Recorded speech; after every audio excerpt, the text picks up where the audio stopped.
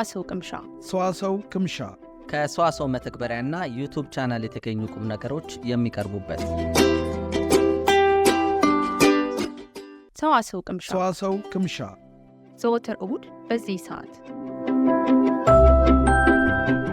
ሰላም ጤና ይስጥልን ውድ አድማጮቻችን፣ በትርታ ኤፍኤም 97.6 ሰዋሰው ቅምሻችን እሁድን ከረፋዱ 4 ሰዓት እስከ 6 ሰዓት አብሯችሁ ሊቆይ ዝግጅቱን አጠናቆ እነሆ ጀምሯል። ፕሮግራሙን እንግዲህ አናባይነ አሸናፊ ሰለሞን እኔም ናትናኤል ምትኬ በጋራ በመሆን አብረናችሁ ለ2 ሰዓታት እንቆያለን ማለት ነው። እንደምንከረማችሁ ጓደኞቼ ወዳጆቼ አለን። ሰላም ናችሁ? እንዴት ናችሁ? አድማጮች እንዴት ከርማችኋል? ሳምንታችሁ እንዴት ነበረ? ሰዋሰው ቅምሻ በሌሎች ፕሮግራሞች ደግሞ ተመልሶ መጥቷል። ተገናኝተናል። ዛሬ ናቲንም ጭምር ነው ይዘን የመጣ ነው።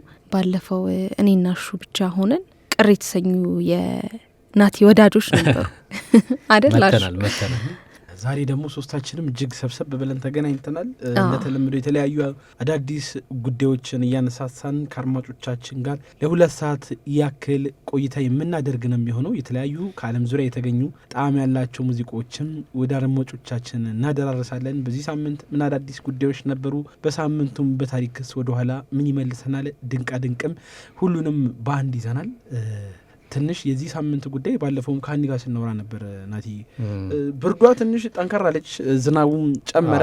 ከዛ በኋላ ደግሞ የዓለም ስጋት የሆነው ይሄ የነዳጅ ጉዳይ ደግሞ ትራንስፖርትም እንዳናገኝ ሌላኛው ትንሽ አለ። እንደውም ከሌሎች ሀገራት አንጻር እኮ እንደውም ባለፈው ሳምንት ስናወራ እነ ስሪላንካ ሮብ የስራ ቀናት እንዳይሆኑ ዝግ እስከመሆን ድረስ የደረሱ ሀገራት አሁን ደግሞ እነ ፊሊፒንስ ምናምን ሰራተኞች በእግሮቻቸው እስከሚድረስ ሙሉ ለሙሉ ጨርሰው ማለት ነው። መሪውም እኮ ወጥቶ የ3 ቀን የሚሆን ነዳጅ ብቻ ነው ያለን ስጋት ላይ ነን የሚል መግለጫም ሰጥተው ነበረ። እንዳልከው ደግሞ ክረምትና ትራንስፖርት ማጣት ከባድ ነው፣ በጣም ከባድ ነው። በተለይ ደግሞ ጠንከር ያለ ዝናብ ሲሆን በጣም ነው የምትቸገረው። አሁን እኔ ወደ ቤት ስሄድ ረጅም ሰዓታትን እቀመጣለሁ መኪና ውስጥ። ረጅም ሰዓታትን ስልህ ከ1 ሰዓት በላይ መንገድ ተዘግቶ ብቻ ሳይሆን ጎርፍ መንገድ ዘግቶ ማናልፍበት ሁኔታ እስኪፈጠር ድረስ የዛን ያክል ነው። በጣም ከባድ ዝናብ የሚዘንበው ነው። እየተቸገረን ነው በጣም ይባላል። በነገራችን ላይ ሌላው አንድ የታዘብኩት ነገር ሰው የውጭ ዜና ተመልካች ሆኗል። ተመልክታል። በየሶሻል ሚዲያውም በየቴሌቪዥኑም በየሬዲዮም የውጭ ዜና ኢራንና አሜሪካ እስራኤል ላይ ጆሮውን ጥሎ ነው እያዳመጠ ያለውና መላው ዓለም እኮ ነው የሚከታተለው። የወቅቱ እንግዲህ አንገብጋቢና ትልቁም ጉዳይ እነዚህ ሀገራት ግጭት ነውና ግጭቱም ደግሞ ይዞት የመጣው አንዳንድ ችግሮች አሉ። ያ ችግር ደግሞ ሁሉንም የዓለም ክፍል የሚገኘው ማህበረሰብ በቀጥታም በተዘዋዋሪ የሚነካ ጉዳይ ስለሆነ አይኖች ሁሉ እንግዲህ ወደ ኢራን፣ ወደ አሜሪካና ወደ እስራኤል፣ ወደ መካከለኛው ምስራቅ በተለይ አይናችን ወደዛ ላይ አርፏል። ጦርነት ሁልጊዜ ለመላው ዓለም ጭምር የሚተርፍ ነው የሚሆነው። በተለይ ሀያላን ሀገራት የሚሳተፉበት አይነት ጦርነት ስትመለከት ብዙ ጊዜ የቀሩት ወደ ምስራቅም ያሉት ሊሆኑ ይችላል፣ ወደ እስያ አፍሪካ ያሉት ደግሞ ሀገራት የሚጎዱበት በጣም የሚጨፈጨፉበት አይነት ኑሮ የሚጨፈጭፋቸው ማለት ነው።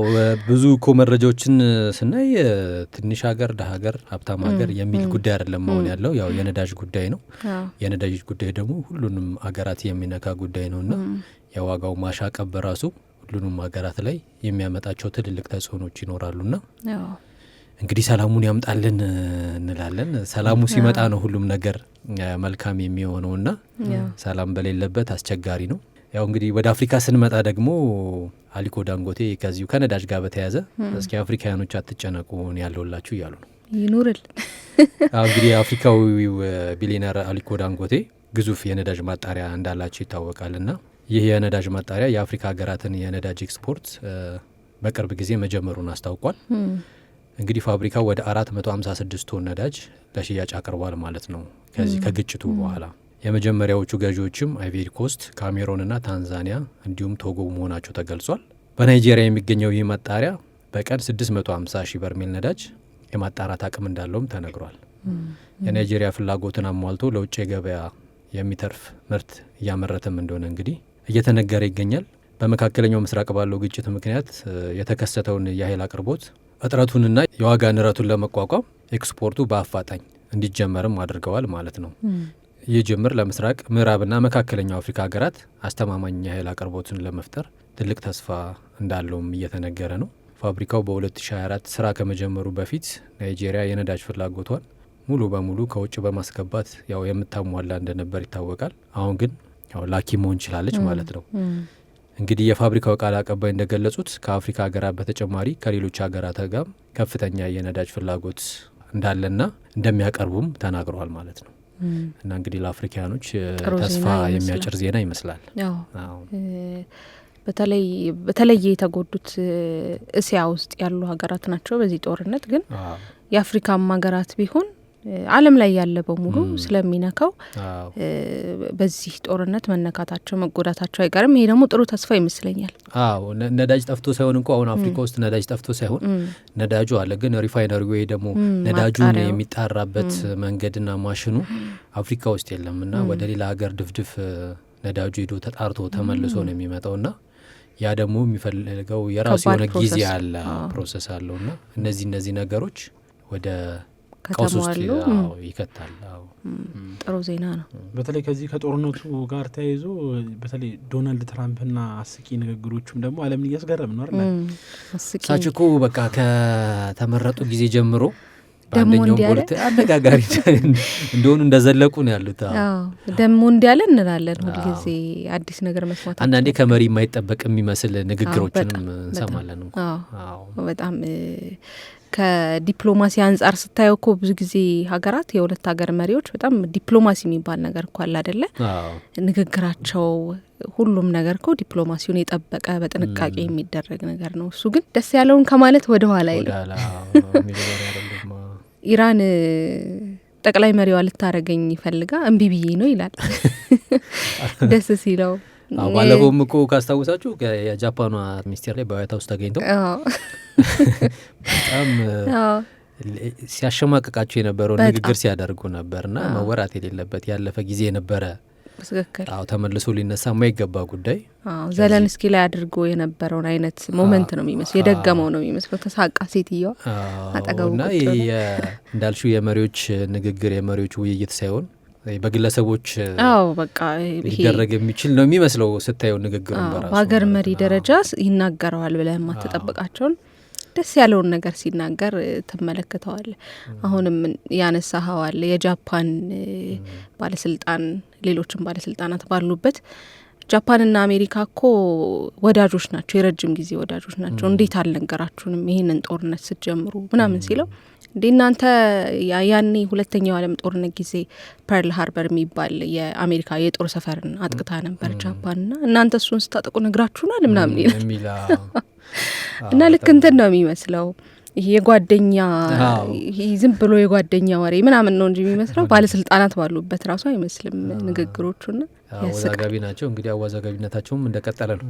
በተለይ ደግሞ ይሄ አሁን እንደ እርግጥ ይሁን አይሁን በደንብ እንዲሁ ኦፊሻል ያውጣው ከብር ጋር የተያዘ ፊርሜ እንዲገባበት ዶላር ላይ ያለው ሀሳብ ብዙዎች ለራሱ የሚሰጠው ቦታ ደግሞ እኔ በጣም ከዚህም በፊት ብሏል። ሁሌም የአሜሪካው ፕሬዚዳንት ዶናልድ ትራምፕ እኔ ነው እኔ በቃ ሁሉም እኔ ነው እና እጅግ ያስገረመ ጉዳይ ነው። ከዛ ደግሞ በአሜሪካ ፕሬዚዳንት የመምራት ሂደቱ ለሁለት የምርጫ ጊዜ ነው።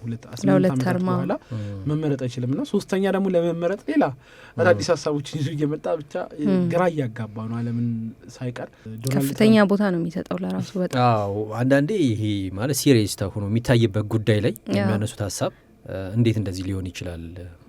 እንዳልሽውም በኢራንና እስራኤል እንዲሁም አሜሪካ ባለችበት ግጭት ላይ የሚሰጡት አስተያየት ማለት ዓለምን እየናጠ ዓለምን እያናወጠ ብሶች እያለቁ እየሞቱበት ያለ ጉዳይ ነው ማለት በጣም ትልቅ ጉዳይ ነው እና በጣም ሰውም ደግሞ እየተወዛገበ ያለበት ጊዜ ይመስለኛል። እሱ ሁል ጊዜ እየተነሳ ኢራኖች እየለመኑን ነው ለድርድር እኛንን እምቢ ያልነው ጉልበት ላይ ወድቀው እየለመኑ ነው ምናምን ይላል ደስ ሲለው። ኢራን ደግሞ እኔ ያልተደራደርኩም ትላለች እና ጥሩ ዜና ሰማን ብለን ጦርነቱ ሊቆም ነው ብለን ሳንጨርስ ደግሞ ሌላ ነገር ከዚህ ደግሞ ሌላ ነገር እንሰማለን። የማይመስል ነገር በጣም የሚያወዛግቡ ብዙ ነገሮች አሉ። እንደዛ እየሰማን ነው።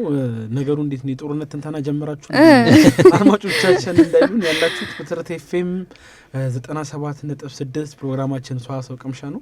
ሌሎች በጣም ብዙ የሚያዝናኑ ጉዳዮችም ሰምተናል። አንድ መረጃ ለአድማጮቻችን ጣል እናርግና ከዛ የሙዚቃ ግብዣ እንገባበዛለን። የመጸዳጃ ቤት ውስጥ ረጅም ጊዜ ወይ ደግሞ በኃይል ማማጥ ራስን በማሳት ሞት ሊያስከትል ይችላል ይላል። ራስ ያስታል ከባድ በጣም ረጅም ጊዜ መቀመጥ ይባላል እኮ ከዚህ በፊት አይደል? በማማጥ ራስን በመሳት ሞት ሊከተል ይችላል። አሁን እንግዲህ የሕክምና ባለሙያ ገለጻ ቢያስፈልገውም ግን ያን ያህል ለመቆየት አይደል መነሻ ነገሮች ያስፈልጋሉ። አንዳንድ ችግሮች ሊኖሩ ይችላሉ። እሱማ ይህን ሀሳብ ያነሱት ያው የጤና ባለሙያዎች ናቸው። ራስን እስከ ማሳት ድረስ እንደዚሁም ደግሞ እስከ ሞት ድረስ ሊያደርስ እንደሚችል እና ይሄ ዲፌክሽን ሲንኮፒ የተባለ በመባል ነው የሚጠራው። ምክንያቱ ደግሞ እንግዲህ የደም ግፊት አንደኛው የደም ግፊት መውረድ እንደሆነ፣ ታዲያ የሆድ ድርቀትን በመከላከል በመጸዳዳት ወቅት ደግሞ አለመጨነቅና ለአለመጨነቅ ለጤና ወሳኝ ነገር ነው ማለታቸው ተሰምቷልና ብዙዎችን ያስገረመ ጉዳይ ነበርና ትንሽ ፈገግ አስብሎኛል። ነጻ ሆኑ ነው በቃ ጤነኛ ሆነ ይሁን እየተከላከልን በሰላም አመጋገብ ማስተካከል ያስፈልጋል። ለሞት ይዳርጋል። በጣም ከባድ ነው። ብዙዎችም የሚጠቀሙበት ዜና ይመስለኛል። በጣም እናመሰግናለን አሹዬ። በመቀጠል የምንሄደው ወደ ሙዚቃ ነው። ከሰዋሰው መልቲሚዲያ የተገኘ አንድ ሙዚቃ ተገባብዘን እንመለሳለን። አድማጮች የሰዋሰው መልቲሚዲያ አፕሊኬሽንን ከአፕ ስቶርና ከፕሌይ ስቶር በማውረድ ከዓለም ዙሪያ እንዲሁም ከሀገር ውስጥ የተገኙ አዳዲስ የሚወጡ ሙዚቃዎችን፣ አልበሞችን ማድመጥ ትችላላችሁ። እንዲሁም የሰዋሰው መልቲሚዲያ ዩቲዩብ ቻናልንም ሰብስክራይብ በማድረግ እነዚህን ሙዚቃዎች በድጋሚ ማግኘት ማድመጥ እንደምትችሉ በዚሁ አጋጣሚ መናገር እንወዳለን። አንድ ሙዚቃ ተገባብዘን ስንመለስ ደግሞ በዚህ ሳምንት ምን አዳዲስ ጉዳዮች አሉ የሚለውን ወደ እናንተ እናደርሳለን። አብራችሁን ቆዩ።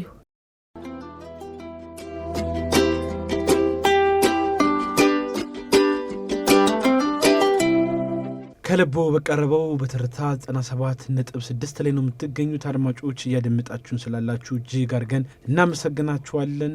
በስራ ቦታ፣ በትራንስፖርት ውስጥ፣ በመንገድ ላይ ያላችሁ እኛም መርጣችሁ እያደመጣችሁን ስላላችሁ እናመሰግናለን። አሁን የምንገኝበት ሰዓት በዚህ ሳምንት ምን አዳዲስ ጉዳዮች ተሰሙ የሚለውን ወደ እናንተ እናደርሳለን።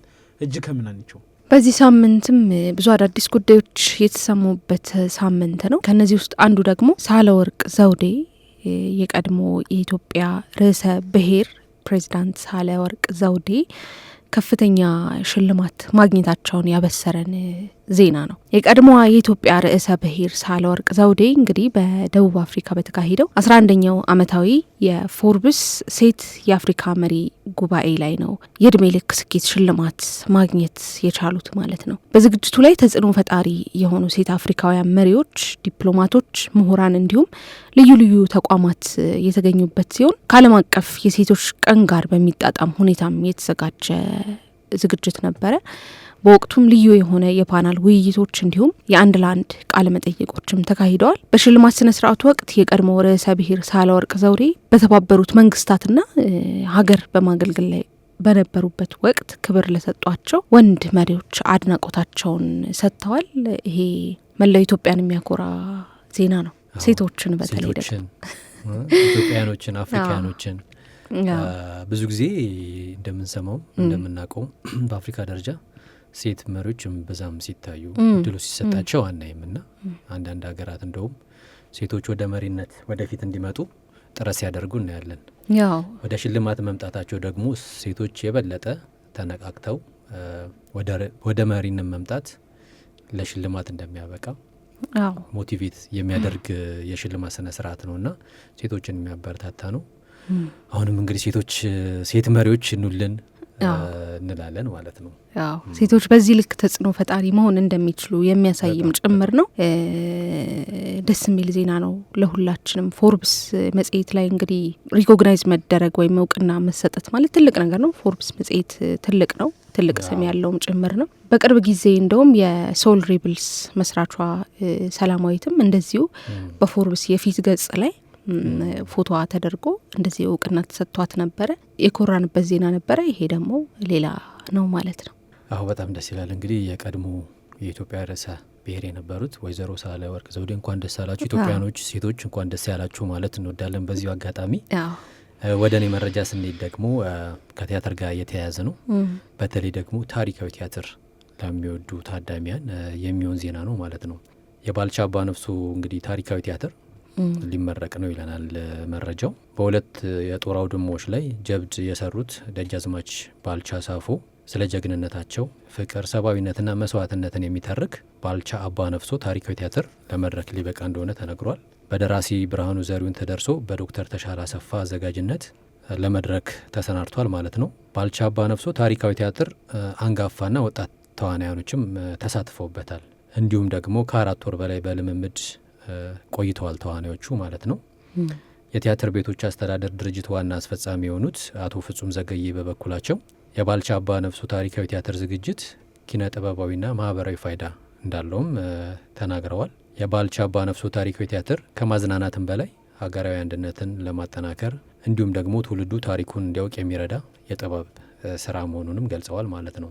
እንግዲህ የአዲስ አበባ ቲያትር ቤቶች አስተዳደር ድርጅት ዋና ስራ አስፈጻሚ አቶ ፍጹም ዘገየ እንደተናገሩት የአዲስ አበባ ቲያትርና ባህል አዳራሽ ዳይሬክተር አርቲስት ካሳዬ ገበየው፣ የቲያትሩ አዘጋጅ ዶክተር ተሻለ አሰፋ፣ አንጋፋው ተዋናይ አብራር አብዶና ተዋናይ ቅድስት ሲሳይ ያው መግለጫውን ሰጥተዋል።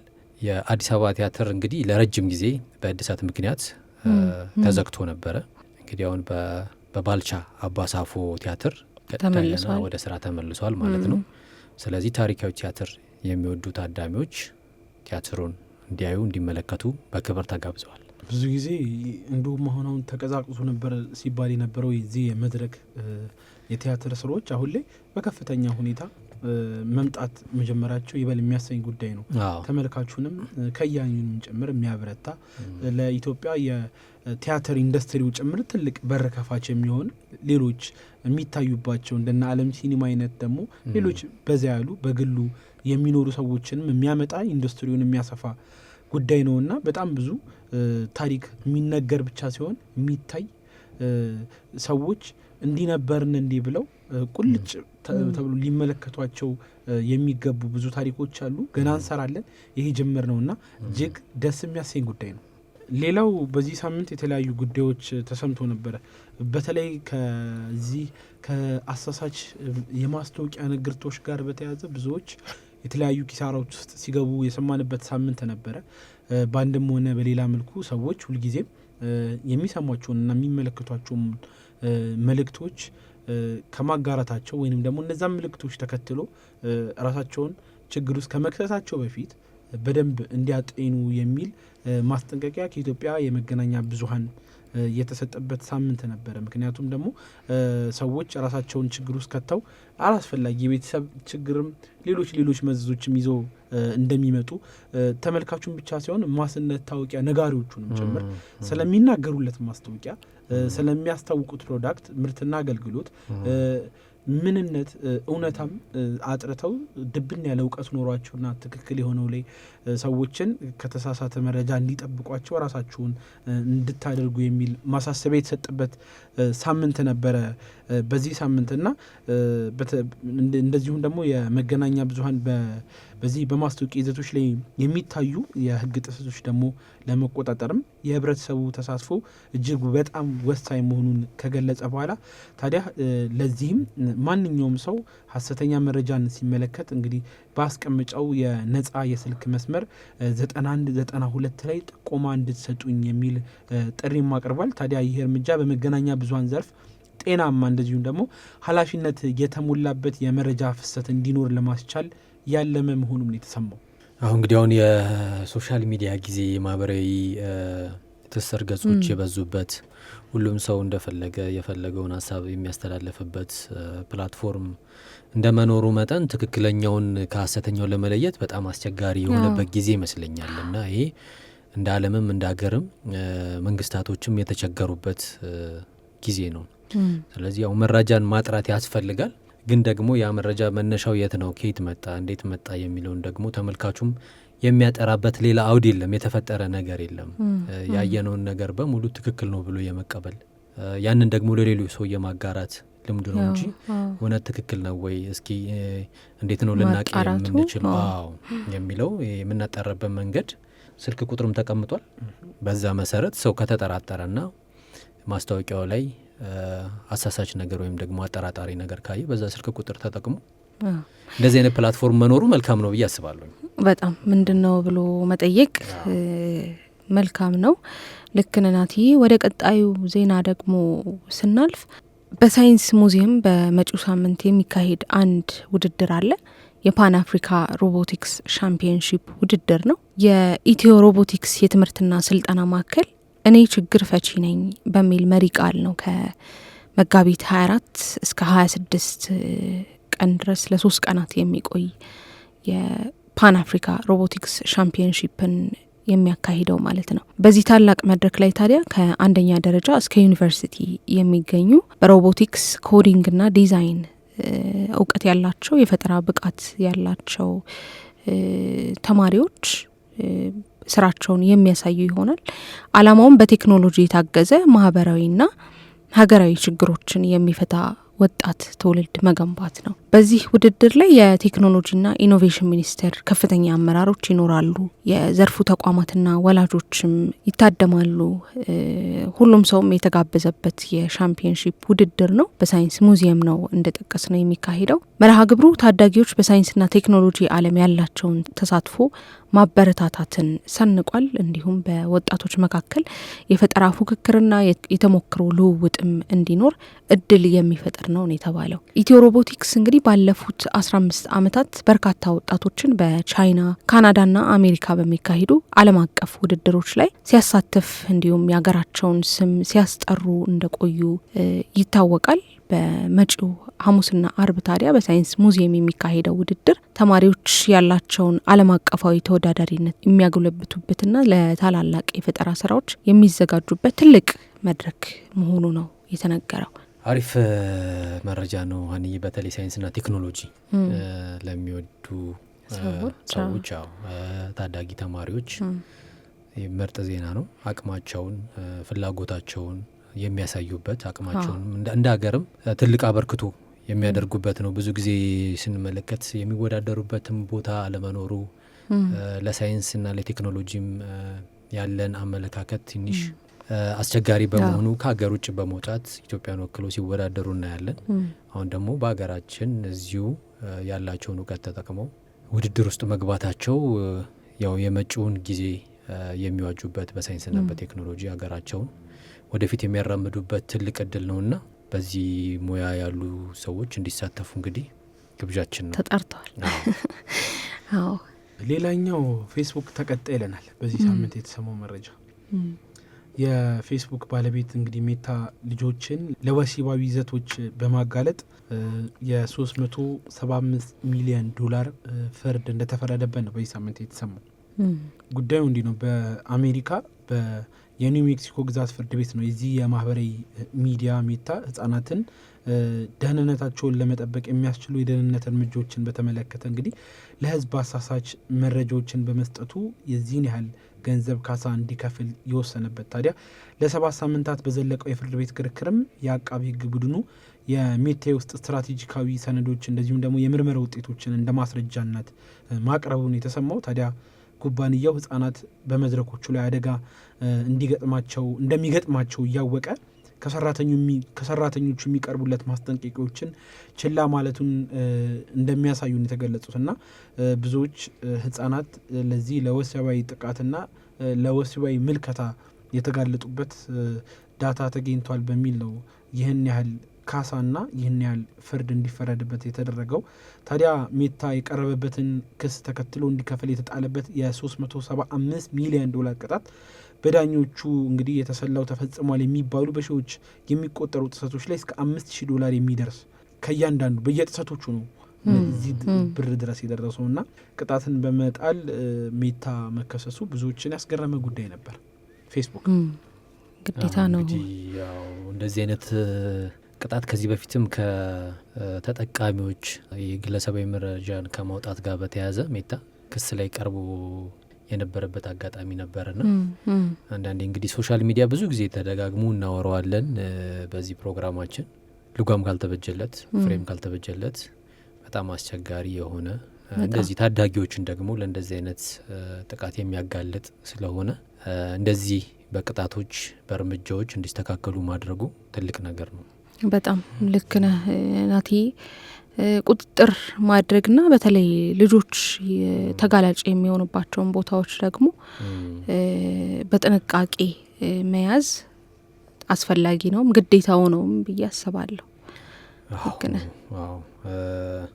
እንግዲህ ወደ ሀገር ውስጥ መረጃ መለስ ስልበል ይህ ደግሞ ስፖርትና መጽሐፍ ለሚወዱ አድማጮቻችን የሚሆን መረጃ ነው። ከአሸዋ ሜዳ እስከ አርጀንቲና የሳቪዮላው አሸናፊ ግርማ የህይወት ታሪክ የሚዳስስ መጽሐፍ በድሬዳዋ ተመርቋል። እንግዲህ በኢትዮጵያ እግር ኳስ ታሪክ ውስጥ ደማቅ አሻራ ያሳረፈውና በልዩ የጨዋታ ስልቱ የሚታወቀው በቅጽል ስሙ ሳቪዮላ የሚል ስም የተሰጠው የቀድሞ ድንቅ አማካይ አሸናፊ ግርማ የህይወት ታሪክ መጽሐፉ ለንባብ በቅቷል ማለት ነው። እንግዲህ ይህ መጽሐፍ የተመረቀው በትውልድ ከተማው ድሬዳዋ ሲሆን የአሸናፊ ግርማ እናት ወይዘሮ እህተ ወንድሙ በምረቃው ላይ የክብር እንግዳ ሆነው ተገኝተዋል ማለት ነው። ከአሸዋ ሜዳ እስከ አርጀንቲና በጋዜጠኛ ገነነ መኩሪያ ወይም ሊብሮ የተሰናዳው የመጽሐፍ በ350 ገጾች ተቀንብቦ በአማርኛና በእንግሊዝኛ ቋንቋዎች በአንድ ጥራዝ የታተመ ሲሆን በካናዳም ለንባብ በቅቷል። ከመጽሐፉ ሽያጭ የሚገኘው ገቢ ሙሉ በሙሉ ለበጎ አድራጎት ስራ እንደሚውል ያው አሸናፊ ግርማ በምረቃው ላይ አስታውቋል ማለት ነው። አሸናፊ ግርማ 3 ጊዜ የሴካፋ ዋንጫ ያነሳ ብቸኛው ኢትዮጵያዊ ተጫዋች ሲሆን በ1993 ዓ ም በአርጀንቲና በተካሄደው የዓለም ወጣቶች ዋንጫ ሀገራችንን ወክሎ አስደናቂ ብቃት ማሳየቱም ይታወቃል። በኢትዮጵያ ቡና ማሊያም 2 ጊዜ የአመቱ ኮከብ ተጫዋች ሆኖም ተመርጧል ማለት ነው። እንግዲህ ይህ መጽሐፍ በ500 ብር ገበያ ላይ የዋለ ሲሆን በቀጣይም ታሪኩ በድምጽ ተተርኮ በዩቲዩብ እንደሚጫንም ተገልጿል። ደስ የሚል ነው። በተለይ ስፖርት የምትወዱ ሁሉ ስፖርት አፍቃሪያን የሆናችሁ የኢትዮጵያ እግር ኳስንም የሚከታተሉ ሰዎች ይወዱታል ብዬ አስባለሁ። ብታነቡት ብለን እንጋብዛለን። በሰዋሰው ቅምሻ ስም እንደዚህ እያልን የሳምንቱን አዳዲስ ጉዳዮች ወደ እናንተ የምናደርስበትን ሰዓታችንን እናጠናቀቃለን። አድማጮች እያደመጣችሁ የምትገኙት ሰዋሰው ቅምሻ ፕሮግራማችንን ነው። ሰዋሰው ቅምሻ በሰዋሰው ፖድካስቶች ኔትወርክ ይዘጋጃል። ሰዋሰው ፖድካስቶች ኔትወርክ ዩቲዩብ ቻናልን ሰብስክራይብ በማድረግ የተለያዩ ፖድካስቶችን እንዲሁም ፕሮግራሞችን ማግኘት፣ ማድመጥ፣ መመልከት ትችላላችሁ። አሁንም ተመልሰን እንገናኛለን። አብራችሁን ቆዩ።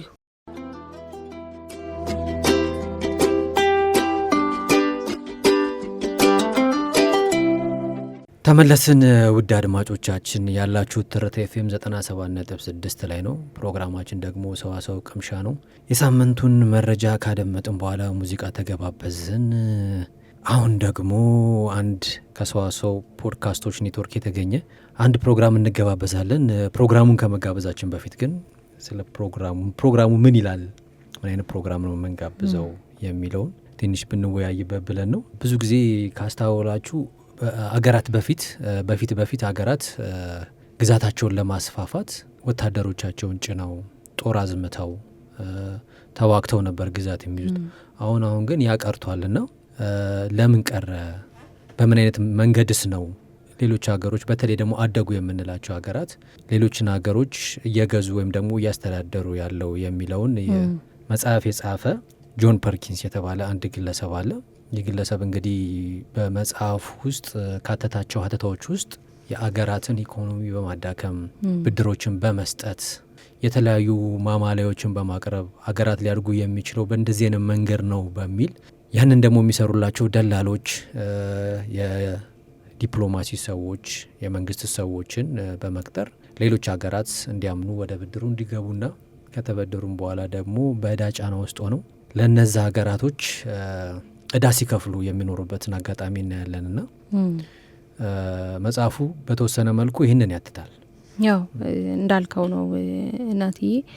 ኮንፌሽንስ ኦፍ አን ኢኮኖሚክ ሂትማን ወይም ደግሞ ወደ አማርኛ ስንተረጉመው የኢኮኖሚ ቅጥር ነፍሰ ገዳዩ ኑዛዜ የሚል መጽሐፍ ጽፏል የሰው ጆን ፐርኪንስ። በፕሮግራሙ ላይም ለመግለጽ ተሞክሯል። ይህን ሰው የሚደግፉትም የሚቃወሙትም የሚለው ነገር መሰረት አለው ወይ ወይስ መሰረተ ቢስ ነው ወይ የሚሉ ሰዎች አሉ። ነገር ግን ይሄ ሀሳብ በሱ ብቻ ሳይሆን በብዙ ሰዎች ዘንድ በታዳጊ ሀገራትም ዝቅተኛ ኢኮኖሚ ባላቸው ሀገራትም ዜጎች ጭምር ጥያቄ የሚሆን ነገር ነው። ብድር ብሎ የሆነ ዓለም አቀፍ ተቋም ወይም ደግሞ ከሀያላን ሀገራት የመጣ ብድር ሁሌ ጥያቄ ይነሳበታል። ካየ ብድርም እርዳታም በዛ ስም አብሮ የሚመጣው ነገር ምንድነው?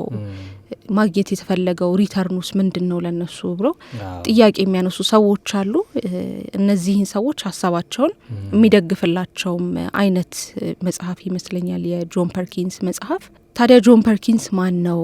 መጽሐፉስ ምን ይላል የሚለውን ሀሳብ በተለያዩ ክፍሎች ፕሮግራም ለማዘጋጀት ተሞክሯል በሰዋሰው ፖድካስቶች ኔትወርክ። ከነዚህ ውስጥ ደግሞ የመጀመሪያውን ክፍል ነው ለአድማጮች ለመጋበዝ ያሰብነው። ልክ ነው። ይህን እጅግ ቆንጆ ፕሮግራም ለአድማጮቻችን አሁን ጋበዝ እናደርጋችኋለን። ስንመለስ ደግሞ በሳምንቱን በታሪክ ወደኋላ ደርደር የምንልበትን ጉዳይን እንሰማለን። በትርታ 97.6 ላይ ነው የምትገኙት።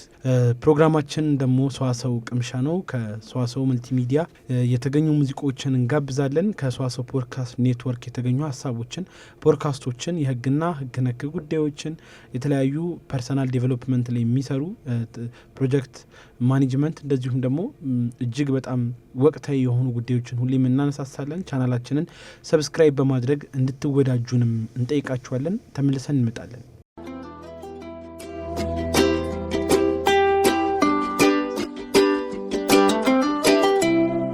የዓለማችንን ታሪክ ከ20ኛ መቶ ክፍለ ዘመን የመጨረሻዎቹ 10 ዓመታትና ከ21ኛው መቶ ክፍለ ዘመን አሻግረን ስንቃኝ ጎልተው ከወጡት ርዕሰ ጉዳዮች አንዱ ግዛትን ማስፋፋትና መገንባት ይገኝበታል። ቀንደኛው ሳይሆን ይቀራል።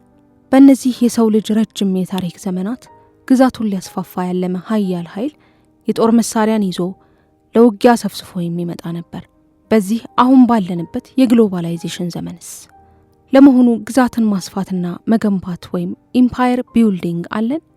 የሀያላን ሀገራት ተጽዕኖ ወደ ሀገራችን የሚመጣው ወታደራዊ የደንብ ልብስ ለብሶ ባይሆንስ? እንደ ቢዝነስ ሰው የሚያምር ዘመናዊ ሱፍን ግጥም አድርጎ ለብሶ ቢመጣስ? ሲመጣም የሀገሩን ባንዲራ ወይም ጥይት ሳይሆን የሂሳብ ስሌቶችን፣ የኢኮኖሚ ትንበያ፣ የብድር ስምምነትና የልማት ተስፋ ሰንቆ ቢመጣስ? ይህ ባለፉት 2 አስርት ዓመታት ውስጥ ከፍተኛ አነጋጋሪነትን ያተረፈው ኮንፌሽንስ ኦፍ አን ኢኮኖሚክ ሂትማን ወይም ደግሞ የኢኮኖሚ ቅጥር ነፍሰ ገዳዩ ኑዛዜ የተሰኘ በፈረንጆቹ 2004 ዓ.ም የታተመ ፖለቲካዊ ማስታወሻ መጽሐፍ የሚያጠነጥንበት አሳሳቢና አስደንጋጭ ፍሬ ነገር ነው። ደራሲው ጆን ፐርኪንስ እንደሚለው በ1970ዎቹ ውስጥ እሱ ራሱ የዚህ ስርዓት አካል ነበር። ይህ ስርዓት ሀገራትን በቀጥተኛ ቅኝ ግዛት ሳይሆን በዕዳ በተጽዕኖና በልሂቃን ማባበያ የሚወርና የሚቆጣጠር ስርዓት ነው። የዘመናዊው ግዛት መስፋፋት መሳሪያዎች ወታደሮችና ሰላዮች ብቻ ሳይሆኑ ኢኮኖሚስቶች፣ አማካሪዎች፣ አበዳሪዎች፣ ኮንትራክተሮችና የፖለቲካ ደላሎች ናቸው ይለናል። ፐርኪንስ ቆይቶ በ2016 አሻሽሎ ባሳተመው ዘ ኒው ኮንፌሽንስ ኦፍ አን ኢኮኖሚክ ሂትማን ወይም አዲሱ የኢኮኖሚ ቅጥር ነፍሰ ገዳይ ኑዛዜ መጽሐፉም ይህ ስርዓት ተሻሽሎና ይበልጥ በርትቶ መቀጠሉን ይሞግታል። ነገር ግን ጆን ፐርኪንስ በመጽሐፉ የሚያትተው ሁሉ ትክክል ነበር ወይስ ስህተት? ከዚህ ጥያቄ በፊት ግን አንድ መሰረታዊ ጥያቄ ማንሳት አለብን። ጸሐፊው ጆን ፐርኪንስ ራሱ ማን ነበር? በእውነት እሱ ነኝ የሚለው አይነት ሰው ነበር? ታሪኩስ ለምን በዓለም ዙሪያ ባሉ በሚሊዮን የሚቆጠሩ ሰዎች ዘንድ ተቀባይነት አገኘ? የእሱ የህይወት ጉዞ ስለ ስልጣን፣ ስለ ልማትና ስለ ዘመናዊው ዓለም ኢኮኖሚ ምን ይነግረናል? ይህ ቪዲዮ ጸሐፊውን በጭፍን ለመደገፍ ወይም በደፈናው ለማጣጣል የተዘጋጀ አይደለም። ይልቁንም በሚሊዮን የሚቆጠሩ ሰዎች ስለ ዓለም አቀፍ የሀያላን ፖለቲካ ያላቸውን እይታ ከቀረጸው ሰው ከጻፈው የህይወት ታሪኩን ያተተበት መጽሐፉና የመጽሐፉ ዋነኛ ሀሳብ ጋር እናንተን የሰዋሰው ፖድካስት ኔትወርክ ተከታታዮች ለማስተዋወቅ የቀረበ መግቢያ ነው። ምክንያቱም ጆን ፐርኪንስ አንዳንድ ጊዜ በርካታ የአይን ምስክሮች ሊገጥማቸው እንደሚችለው የምስክርነቱ ታማኝነትና እውነተኛነት በተወሰኑ አካላት ሲተች ቢቆይም እሱ ያነሳቸው ጥያቄዎች ግን እኛንም በግለሰብ ደረጃ ሆነ ሀገራችንን የሚመለከቱ ችላ ሊባሉ የማይችሉ ወሳኝ ጉዳዮች መሆናቸውን በማመናችን ነው። የጆን ፐርኪንስ የህይወት ጉዞ የጀመረው አብዮተኛ ወይም አፈንጋጭ ወይም ደግሞ ተጽዕኖ ፈጣሪ ሚስጥሮችን በማጋለጥ አልነበረም። የህይወት ጉዞው ጅማሬ የተረጋጋና የተለመደ ነበር። በ1945 ዓ.ም የተወለደው ፐርኪንስ ለህይወቱ ጉዞ ሲያኮበኩብ የተከተለው መንገድ ከተለመደው የአሜሪካውያን የህይወት መስመሮች የተለየ አልነበረም። ከልጅነቱ ጀምሮ ትምህርት ቤት ተመላለሰ፣ ዩኒቨርሲቲ ገባ፣ የበጎ አድራጎት ተግባር ላይ ሀገሩን ወክሎ ተሳተፈ። ቀጥሎም መደበኛውን የሥራ ዓለም ተቀላቀለና የንግድና የዓለም አቀፍ አማካሪነት ስራውን ቀጠለ። በራሱ ድረገጽ ላይ ራሱን በኢኮኖሚ ቅጥር ነፍሰ ገዳይ የተሰኘ መጽሐፉ የሚታወቅ ደራሲና አክቲቪስት አድርጎ ያቀርባል። የወጣትነት ታሪኩ እንደሚያሳየው የሥራውን ዓለም እንደተቀላቀለ በኢኳዶር ውስጥ በፒስ ኮርፕስ ወይም የሰላም ልዑክ ካገለገለ በኋላ በ1970ዎቹ ቼስ ቲሜን ለተባለ ግዙፍ አማካሪ ድርጅት ተቀጥሮ ሲሰራ ቆይቷል። ይህ አጭር የኢኳዶር ቆይታው ግን ትልቅ ትርጉም ነበረው። በዚያ የቀዝቃዛው ጦርነት ዘመን ኢኳዶርን ጨምሮ አብዛኛው የላቲን አሜሪካ ሀገራት ለአሜሪካ ፖሊሲ አውጪዎች በርቀት ያለች በማደግ ላይ ያለች ሀገር ብቻ አልነበረችም። ይልቁንም በነዳጅ፣ በዕዳ፣ በኮሙኒዝም ስጋትና በአሜሪካ ተጽዕኖ የተተበተበች የዓለም የጂኦፖለቲካ ቼዝ መጫወቻ ቦርድ አካል ነበረች። ፐርኪንስ ገባሁበት የሚለው ዓለም ይህን የመሰለ ነበር። እንደ እርሱ አገላለጽ በሕይወቱ ውስጥ የታየው ትልቁ ለውጥ ከተማሪነት ወደ ባለሙያነት መሸጋገሩ ሳይሆን ከተመልካችነት ወደ ተሳታፊነት መለወጡ ነበር። ብልህነትን፣ ሰዎችን የማሳመን ችሎታንና የሂሳብ ክህሎትን የሚጠይቅ ስራ ላይ እንዲሰማራ እንደተመለመለ የሚነግረን ጸሐፊው፣ ስራው ግን ከጀርባው ሌላ ዓላማ ያለውን ፕሮጀክት እድገት አስመስሎ የመሸጥ እንደነበር ለአንባቢዎቹ ያስረዳል። ይህ የጆን ፐርኪንስ ታሪክ ልክ እንደ ፊልም ልብ አንጠልጣይ ነው። አንድ ወጣት አሜሪካዊ ከሁለተኛው የዓለም ጦርነት በኋላ ወደ ተዘረጋው ወደ ግዙፉ የዓለም አቀፍ ማሽን ውስጥ ይገባል። ከዚያም የዚህ የተቀላቀለው ዓለም አቀፍ የብዝበዛ ማሽን ስራ በዘመናዊነትና በልማት የዳቦ ስም ሽፋን ታላላቅ የፖለቲካ ደባዎችን፣ ተንኮሎችንና ተጽዕኖዎችን ነድፎ መፈጸም መሆኑን ይረዳል። ይህ ድብቅ አጀንዳ ነው ታሪኩ እንዲህ በሰፊው ትኩረትን እንዲስብ ያስቻለው። ይህ ስያሜ ራሱ በቀላሉ የሚረሳ አይደለም። የኢኮኖሚ ነፍሰ ገዳይ ወይም ኢኮኖሚክ ሂትማን ምርጥ የሆሊውድ ልብ አንጠልጣይ የወንጀል ፊልም ርዕስ ይመስላል። ፐርኪንስ በመጽሐፉ ይህን ቃል የተጠቀመው ከፍተኛ ክፍያ የሚከፈላቸውን እሱን የመሰሉ ባለሙያዎችን ለመግለጽ ነው። የእነዚህ ሰዎች ዋና ስራ ስትራቴጂካዊ ጠቀሜታ ያላቸው አገራት መሪዎችን በማግባባት ለትላልቅ የመሰረተ ልማት ፕሮጀክቶች የሚሆን ከፍተኛ ብድር እንዲወስዱ ማሳመን ነው። እነዚህ ፕሮጀክቶች የውጭ ኩባንያዎችንና ጥቂት የአገር ውስጥ ባለስልጣናትን ሲያበለጽጉ ሀገሪቱን ግን በማትወጣው የዕዳ ማጥና በፖለቲካ ጥገኝነት ውስጥ ዘፍቀው ያስቀሯታል። እንደ መጽሐፉ አገላለጽ የዚህ ሁሉ ተግባር ዋና ግብ የህዝብ ልማት ሳይሆን የአንድን ሉዓላዊት ሀገር ክንድ ለመጠምዘዝ የሚያስችል መሳሪያ ማዘጋጀት ነበር። ዘዴው እጅግ ረቂቅ ነው። አደገኛ የሚያደርገውም ይኸው ነው። አንድን ሀገር በጦር ኃይል መውረር አያስፈልግም። መንግስትን በግልጽ መገልበጥም አያስፈልግም። የሚያስፈልገው አፍ የሚያስከፍት የእድገት ትንበያዎችን ማዘጋጀት ብቻ ነው። ፕሬዝዳንቶችን፣ ሚኒስትሮችን፣ ባንከሮችንና ባለሙያዎችን ማሳመን ብቻ ነው። እነዚህ ግድቦች፣ የኃይል ማመንጫዎችና አውራ ጎዳናዎች ሀገራችሁን ያዘምናሉ ብሎ ተስፋ መስጠት። ይህ ቀመር እንዲሰራ ለማበደር ዝግጁ የሆኑ ተቋማት፣ ግንባታውን ለማከናወን ያኮበኮቡ ዓለም አቀፍ ኮርፖሬሽኖች እንዲሁም በዚህ ቀመር ውስጥ ለመሳተፍ ዝግጁ የሆኑ የሀገሬው ልሂቃን ያስፈልጋሉ። ግን ብድሩን መመለስ ባይቻልስ? የብድሩ አለመመለስ ለእነዚህ ሰዎች እንደ ውድቀት አይቆጠርም። በዚህ ስርዓት ውስጥ ዕዳ ራሱ እንደ ፖለቲካ መሳሪያ ያገለግላል። ከፍተኛ ዕዳ ያለባት ሀገር በቀላሉ ተጽዕኖ ይደረግባታል። ለወታደራዊ ጦር ሰፈሮች መመስረት፣ ለተፈጥሮ ሀብት ብዝበዛ፣ ለዲፕሎማሲያዊ ድጋፎች ወይም እጅግ አድሏዊ ለሆኑ ኮንትራቶች አሊያም የህዝብን ሀብት ያላግባብ ወደ ግል የማዞር ሂደቶች እንድትገዛ ያደርጋታል። የፐርኪንስን ትረካ ሙሉ በሙሉ እንቀበልም አንቀበል መጽሐፉን ተጽዕኖ ፈጣሪ ያደረገው ዋናው ሀሳብ ይህ ነው። በዘመናዊው ዓለም የሀያላን ጉልበት ተጽዕኖ የሚያሳድረው በገንዘብ፣ በሙያዊ ዕውቀትና በልማት ስም እንጂ በጦር መሳሪያ ብቻ አለመሆኑን ሲሆን ይህም በተለይ ግሎባል ሳውዝ ተብለው ለሚጠሩት የሶስተኛው ዓለም ህዝቦች ነጋሪ የማያስፈልገው በዕለት ተዕለት ህይወታቸው የሚታዘቡት ሀቅ ነው። የፐርኪንስ ታሪክ በሚሊዮኖች ዘንድ ተቀባይነት ሊያገኝ የቻለው ከባዶ ሜዳ የተፈጠረ ስላልሆነ ነው። 20ኛው ክፍለ ዘመን ለዓለም ያስተማረው ትልቅ እውነት ቢኖር የግዛት መስፋፋት መልክና ቅርጹን እየቀያየረ እንደሚመጣ ነው። ቀጥተኛው የቅኝ አገዛዝ ጊዜ አልፏል። ከቀጥተኛው ቅኝ አገዛዝ በኋላ የመጡት ሀያላን ሀገራት በቀጥታ ቅኝ አገዛዝ ፈንታ በውክልና ጦርነት፣ በስለላ ድርጅቶች መረብ፣ በወታደራዊ ጥምረቶች፣ በውጭ እርዳታና በኢኮኖሚ ጫና ተጠቅመዋል። ብዙ የአፍሪካና የእስያ ሀገራት ነጻነታቸውን ካገኙ በኋላም በዓለም አቀፍ ሕግ ሉዓላዊ ቢባሉም በኢኮኖሚ ግን ጥገኛ ሆነው ቀርተዋል። ስለዚህ ፐርኪንስ ስለ ብድር፣ ስለ የውጭ አማካሪዎችና ስለ ዓለም አቀፍ ኩባንያዎች አሻጥር ሲገልጽ ለብዙ አንባቢዎች አዲስ ተረት አልሆነባቸውም። ይልቁንም በገዛ ሀገራቸው የሚያውቁት እውነት እንጂ። ግድቦች፣ አውራ ጎዳናዎችና ማዕድን ማውጫዎች የእድገት ምልክቶች እየተባሉ ሲወደሱ፣ ጥቅሙ ግን ለጥቂቶች ብቻ ሲውል በአይናቸው አይተዋልና። ይህ አጠቃላይ ነባራዊ ሁኔታ ነው የፐርኪንስ መጽሐፍ በ2004 ሲወጣ የብዙዎችን ልብ እንዲነካ ያደረገው። ቀጣይ እትሞችም ሲወጡ የአንባቢን ትኩረት እንደያዙ እንዲቀጥሉ ያደረገው። ነገር ግን ቤተሰቦቻችን፣ አሳማኝ መሆንና በማስረጃ የተደገፈ እውነት መሆን አንድ አይደሉም። ይህን ልዩነት ለይቶ ማወቅ ደግሞ በጣም ወሳኝ ነው። ጆን ፐርኪንስ አሁንም ድረስ አነጋጋሪ ሰው የሆነበት ምክንያት በመጽሐፉ በሰጠው ምስክርነትና ባስከተለው ውዝግብ መሃል የቆመ ሰው ስለሆነ ነው። በመጽሐፉ የነገረን ታሪክ ከሽያጭ አንጻር እጅግ ስኬታማ ነበር። በገፍ ተሸብሽቧል። እሱንም በዓለም አቀፍ ደረጃ ታዋቂ አድርጎታል። ነገር ግን ከብዙ ተቺዎች ከፍተኛ ተቃውሞ አላመለጠም። አንዳንዶች ታሪኩን አጋኖታል፣ ልብ አንጠልጣይ እንዲሆን ቀባቶታል፣ ወይም ተፈጠሩ ያላቸውን ወሳኝ ክስተቶች በጠንካራ ማስረጃዎች አስደግፎ አላቀረበም ሲሉ ይተቹታል። አብረውት ይሰሩ የነበሩ ሰዎችም አንዳንድ ታሪኮችን እየመዘዙ በፍጹም አልሆኑም፣ አልተደረጉም ሲሉ ውድቅ አድርገዋቸዋል። እዚህ ጋር ነው እንግዲህ ብልሃትና ሚዛናዊነት አስፈላጊ የሚሆነው። ብልህና ሚዛናዊ በመሆን ከሁለት ጽንፎች መራቅ አለብን።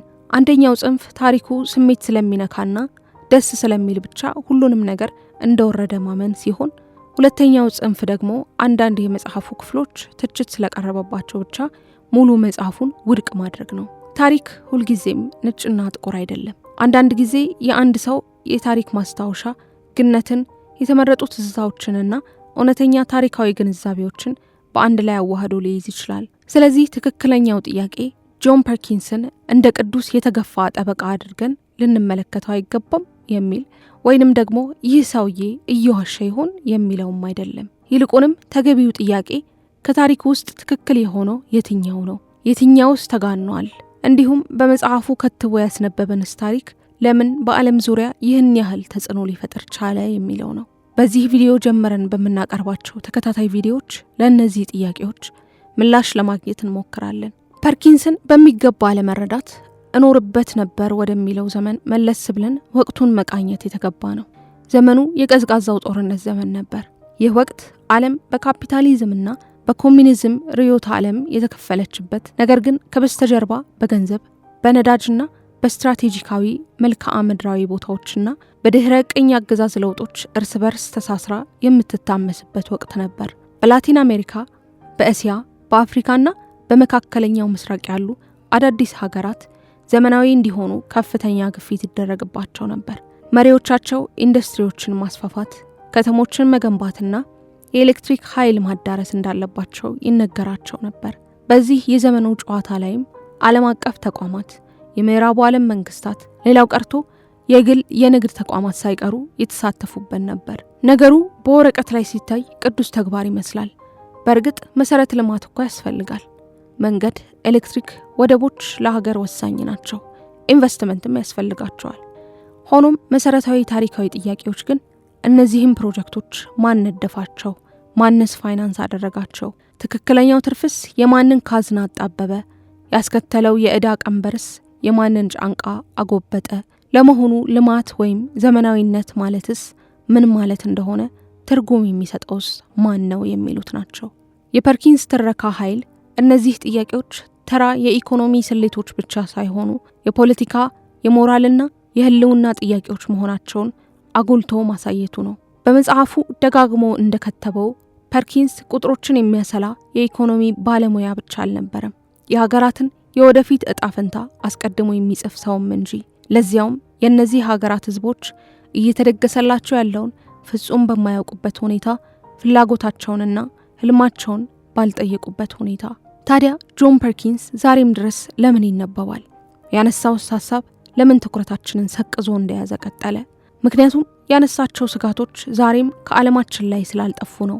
እንዲያውም በአንዳንድ መልኩ ከመቼውም ጊዜ በላይ ተባብሰዋል። በዓለም ዙሪያ ያሉ ዜጎች አሁንም ትላልቅ የመሰረተ ልማት ግንባታ ስምምነቶች ለምሳሌ ከቻይና ወይም ከምዕራባውያን የሚመጡ ብድሮች ከሀገሬው ይልቅ የውጭ አካላትን ጥቅም ያገለግላሉ ብለው ይሰጋሉ። በልማትና ትብብር ሽፋን የተፈጥሮ ሀብታቸው እንዳይዘረፍ ይፈራሉ።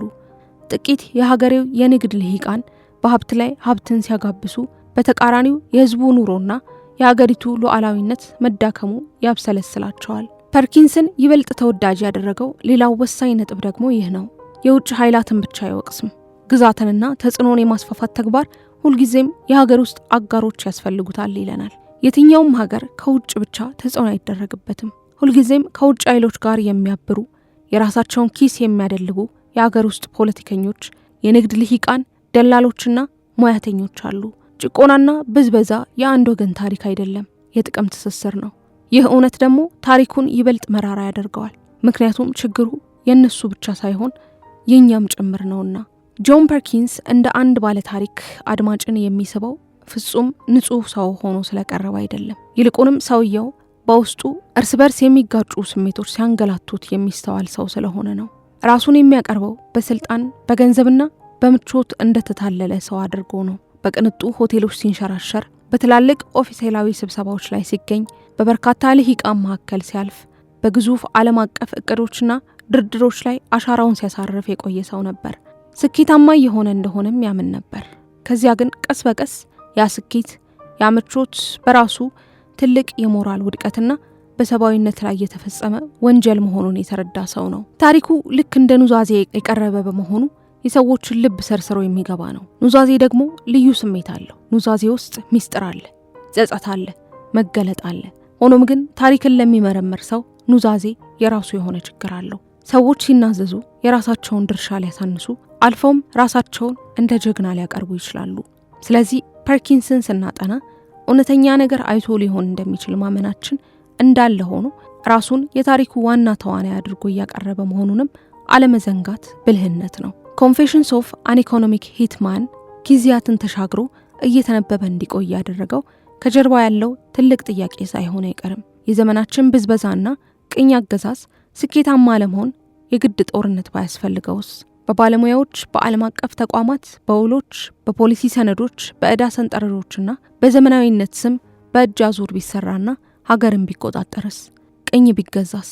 ይህ ጥያቄ ከጆን ፐርኪንስ ግለሰባዊ ታሪክ እጅግ የገዘፈ ነው። በዘመናዊ ዓለም ኃይልና ስልጣን እንዴት ነው የሚሰሩት? የኢኮኖሚ ሞዴሎቹን ማን ነው የሚጽፋቸው? ከትንበዮቹስ ማን ይጠቀማል? ፕሮጀክቶች ሲከሽፉና ሀገር በዕዳ ስትታመስ ማን ነው የሚታደጋት? ህዝቡስ ለምን ሁልጊዜ ታገስ፣ ወደፊት ታድጋለህ እየተባለ ይኖራል? እነዚህ ዝም ተብለው የሚታለፉ ተራ ጥያቄዎች አይደሉም። የዘመናችን የፖለቲካ ኢኮኖሚ ማዕከል የሆኑ አንገብጋቢ ጥያቄዎች ናቸው። ታዲያ ጆን ፐርኪንስ ማን ነው? ራሱን ከዓለም አቀፉ በዝባሽ ስርዓት አውጥቶ ታዋቂ የዓለም ኢኮኖሚ ስርዓት ተቺ መሆን የቻለ የቀድሞ አማካሪ ነበር። በሚሊዮን የሚቆጠሩ አንባቢዎች ዘንድ የደረሰ ደራሲም ነው። እንዲሁም ታሪኩ በተቺዎችና በቀድሞ ባልደረቦቹ ዘንድ አወዛጋቢና አከራካሪ የሆነ ምስክርም ነው። ለዚህም ነው ታሪኩ ትኩረታችንን ሊሰበውና እንድንመረምረው ሊያነሳሳን የሚገባው። ለተነሱ ጥያቄዎች ቀላል መልስ ስለሚሰጠን አይደለም፣ ከባድ እውነታዎችን እንድንጋፈጥ ስለሚያስገድደን እንጂ። በልማትና በጭቆና መካከል ያለውን ድብቅ ግንኙነት፣ በሙያዊ ዕውቀትና በስልጣን መካከል ያለውን ትስስር፣ እንዲሁም በዘመናዊው ዓለም ያሉ እጅግ አደገኛ ተጽዕኖች ራሳቸውን እንደ ቅኝ አገዛዝ ሳይሆን እንደ ታላቅ ዕድል፣ እንደ አጋርነትና እንደ እድገት አድርገው ሊያቀርቡ እንደሚችሉ ስለሚያሳየን እንጂ። በቀጣይ በምናቀርበው ቪዲዮ ከጆን ፐርኪንስ ግለሰባዊ ታሪክ ወጥተን እሱ ወደ ነበረበት ዓለም በጥልቀት እንገባለን። በታሪክ ውስጥ ካሉ ወሳኝ ሰዎች በአንዱ የፓናማ ፕሬዝዳንት በነበሩት ኦማር ቶሪጆስ እንጀምራለን። በፓናማ ላይ የተሰራውን ሴራ በቅርበት ስንመለከት እውነተኛው ጥያቄ ጎልቶ ይወጣል። ጆን ፐርኪንስ እያወራ የነበረው የፈጠራ ቅዠት ነበርን ወይስ ታሪክ ችላ እንድንለው ያስተማረንን ስውር የብዝበዛ ስርዓት አደባባይ እያሰጣው ነበር? ውድ ቤተሰቦቻችን ቀጣይ ቪዲዮ ሲለቀቅ እንዲደርሳችሁ ቻናላችንን ሰብስክራይብ፣ ይህንንም ቪዲዮ ላይክ ያድርጉ። በርዕሰ ጉዳዩ ላይም ሀሳቡን ያካፍሉ፣ ውይይትን ይጫሩ።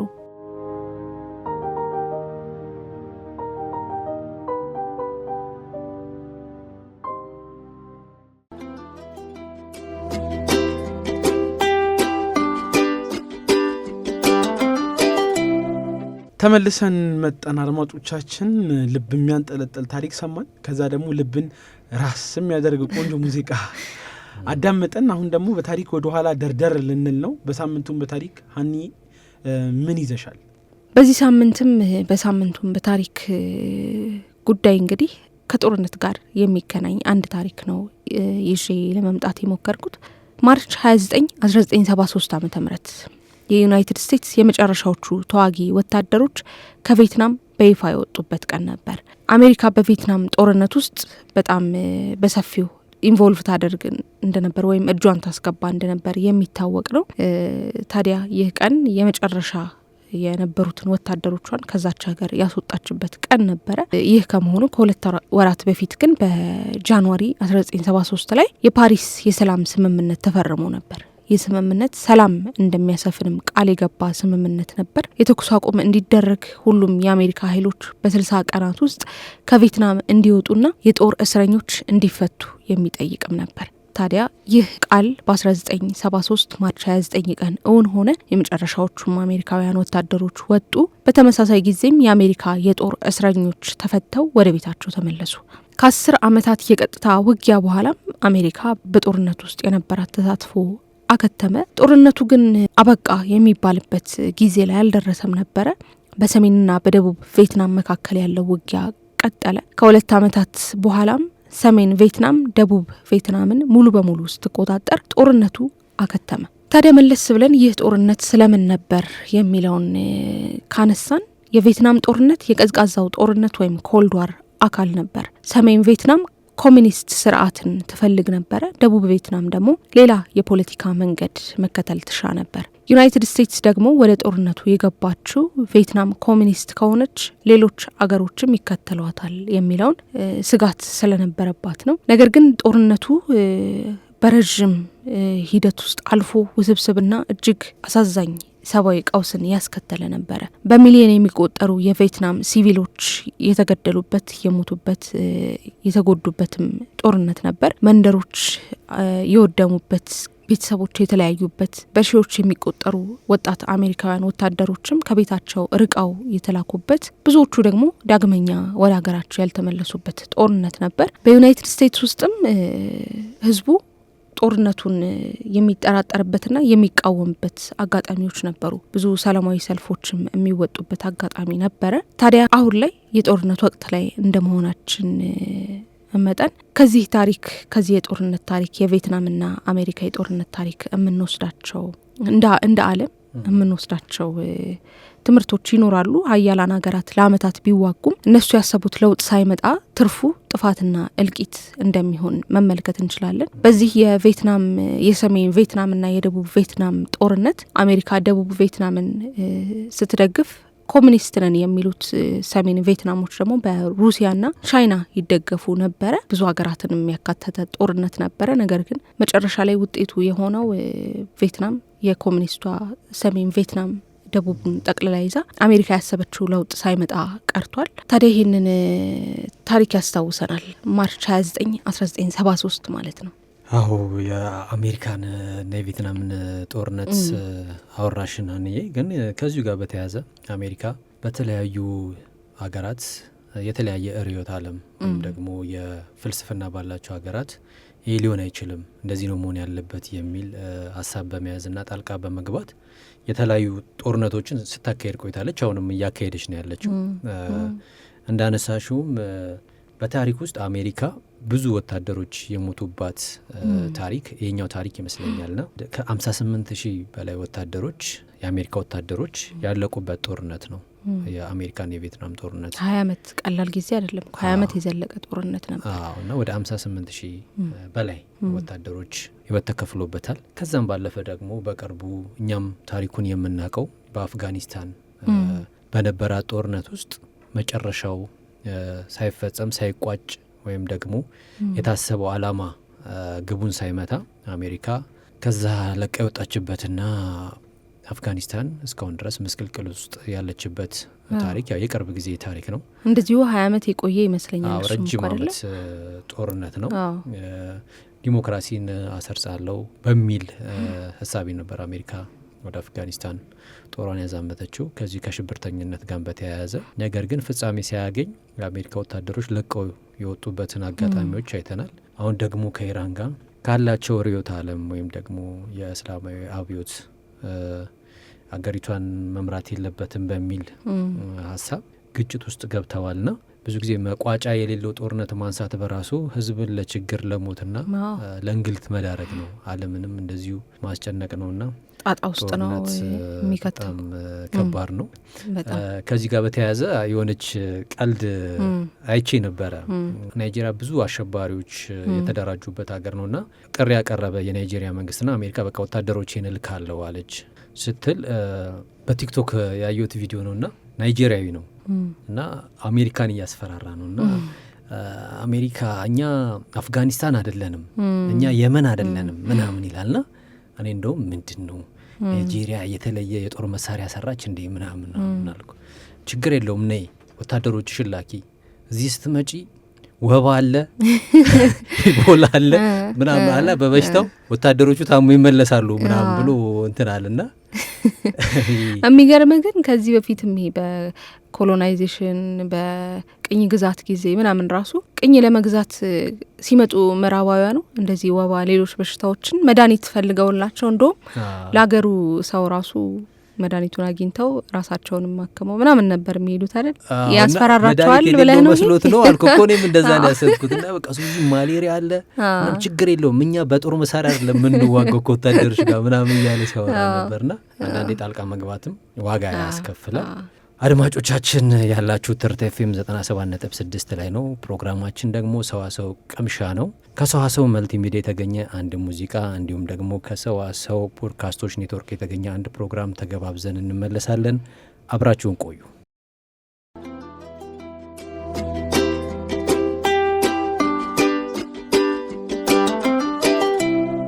የጦርነት የወደፊት ዕጣ ፈንታ ይበልጥ ኃይለኛና ከባድ የሆኑ የጦር መሳሪያዎችን ስለመታጠቅ ብቻ አይደለም፣ ይልቁንም ስለ ትልቅ ለውጥ ወይም ትራንስፎርሜሽን ነው። ጦርነቶች እንዴት እንደሚካሄዱ፣ ማን ወይም ምን እንደሚዋጋና በውጊያ ሜዳ ላይ ውሳኔዎች እንዴት እንደሚተላለፉ የሚመለከት ነው። ለዘመናት ጦርነት የሚደረገው ፊት ለፊት በሚጋፈጡ የሰው ወታደሮች ነበር። ዛሬ ግን ቴክኖሎጂ ያንን እውነታ በፍጥነት እየቀየረው ነው። የውጊያ ሜዳው ይበልጥ በራሱ የሚንቀሳቀስ ወይም አውቶሜትድ፣ እርስ በርሱ የተገናኘ እንዲሁም በዳታ በሰው ሰራሽ አስተውሎት ወይም ኤአይ እና በማሽኖች ላይ ጥገኛ እየሆነ መጥቷል። ለዛሬ በዚህ ቪዲዮአችን ጦርነት ወዴት እየተጓዘ እንደሆነ፣ ዛሬ በጦርነት ላይ ተጽዕኖ እያሳደሩ ያሉ ቴክኖሎጂዎችንና በሚቀጥሉት 10 ዓመታት ውስጥ እንዴት ሊዳብሩ እንደሚችሉ እንመለከታለን። ሰብስክራይብ በማድረግና የደወል ምልክቷን በመጫን በየሳምንቱ የሚለቀቁ የሳይንስና ቴክኖሎጂ ቪዲዮዎችን ይመልከቱ። ከሰው ወታደሮች ወደ ራሳቸውን የሚያስተዳድሩ ወይም አውቶኖመስ ስርዓቶች። በዘመናዊ የጦርነት ታሪክ ውስጥ ትልቁ ለውጥ ከሰው ተዋጊዎች ይልቅ ራሳቸውን ችለው ወደሚንቀሳቀሱ የጦር መሳሪያዎች የሚደረገው ሽግግር ነው። እነዚህም ድሮኖችን፣ ሮቦቶችንና ቀደም ሲል በወታደሮች ይከናወኑ የነበሩ ተግባራትን የሚከውኑ በሰው ሰራሽ አስተውሎት ወይም ኤአይ የሚመሩ ማሽኖችን ያካትታሉ። ሰው አልባ የአየር ላይ ተሽከርካሪዎች ወይም አንማንድ ኤሪያል ቬሂክልስ ወይም በብዛት ድሮኖች በመባል የሚታወቁት በአሁኑ ጊዜ ለስለላና ለታለመ ጥቃት በስፋት ጥቅም ላይ እየዋሉ ነው። እንደ ዩክሬን እና ራሽያ ባሉ ግጭቶች ውስጥ ድሮኖች በማጥቃትም ሆነ በመከላከል ረገድ ወሳኝ ሚና ተጫውተዋል። አንዳንዶቹ አነስተኛና ርካሽ ሲሆኑ፣ ሌሎቹ ደግሞ በረዥም ርቀት ተልዕኮ የሚያገለግሉ የተራቀቁ የጦር መሳሪያዎች ናቸው። የድሮኖች ጠቀሜታ ግልጽ ነው። በሰው ሕይወት ላይ የሚደርሰውን አደጋ ይቀንሳሉ፣ እንዲሁም የጥቃት ትክክለኛነትን ወይም ፕሪሲዥን ይጨምራሉ። ወታደሮችን ወደ አደገኛ ቦታ ከመላክ ይልቅ መንግስታት በርቀት የሚቆጣጠሩ ወይም በኤአይ የሚመሩ ማሽኖችን ማሰማራት ይችላሉ። ወደፊት ድሮኖች ይበልጥ ራሳቸውን የቻሉ ይሆናሉ። በሰው ቁጥጥር ስር ከመሆን ይልቅም በተሰጣቸው ዓላማና በወቅታዊ መረጃዎች ላይ በመመስረት የራሳቸውን ውሳኔ እንዲያስተላልፉ ተደርገው ይሰራሉ። ሰው ሰራሽ አስተውሎት ወይም ኤአይ በውጊያ ሜዳ።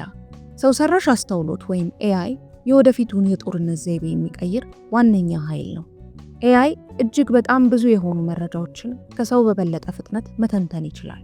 ይህም በስትራቴጂ፣ በስለላና ኢላማን ለመለየት እጅግ ጠቃሚ ያደርገዋል። የኤአይ ስርዓቶች የሚከተሉትን ማድረግ ይችላሉ። ከሳተላይት ምስሎች የጠላትን እንቅስቃሴ መለየት፣ ኢላማዎችን በቅጽበት መለየት፣ ባለፉት ክስተቶች ላይ በመመስረት የጠላትን ስትራቴጂ መተንበይ፣ የሎጂስቲክስና የአቅርቦት ሰንሰለትን ማቀላጠፍ። እንደ ኔቶ ያሉ ድርጅቶችን ጨምሮ ዘመናዊ ወታደራዊ ተቋማት ስትራቴጂያዊ ብልጫ ለማግኘት በኤአይ ላይ ከፍተኛ ኢንቨስትመንት እያደረጉ ነው። ሆኖም ግን ኤአይ ከባድ የሥነ ምግባር ጥያቄዎችን ያስነሳል። ማሽኖች የሞትና የህይወት ውሳኔ እንዲሰጡ መፈቀድ አለበት? አልጎሪዝም በታጣቂዎችና በሰላማዊ ሰዎች መካከል ያለውን ልዩነት እንዴት ይለያል? እነዚህ ጥያቄዎች እስካሁን ምላሽ አላገኙም። እናም የወደፊቱን የጦርነት ፖሊሲ በመቅረጽ ረገድ ትልቅ ሚና ይኖራቸዋል። ሃይፐርሶኒክ መሳሪያዎች ሌላው ትልቅ እድገት የሃይፐርሶኒክ መሳሪያዎች ናቸው። እነዚህ ሚሳኤሎች ከድምፅ ፍጥነት በ5 እጥፍ በላይ መጓዝ ይችላሉ። በዚህ ፍጥነት ለመለየትም ሆነ ለመጥለፍ እጅግ አስቸጋሪ ናቸው። እንደ አሜሪካ፣ ቻይና እና ራሽያ ያሉ ሀገራት በሃይፐርሶኒክ ቴክኖሎጂ ላይ ብዙ ሀብት እያፈሰሱ ነው።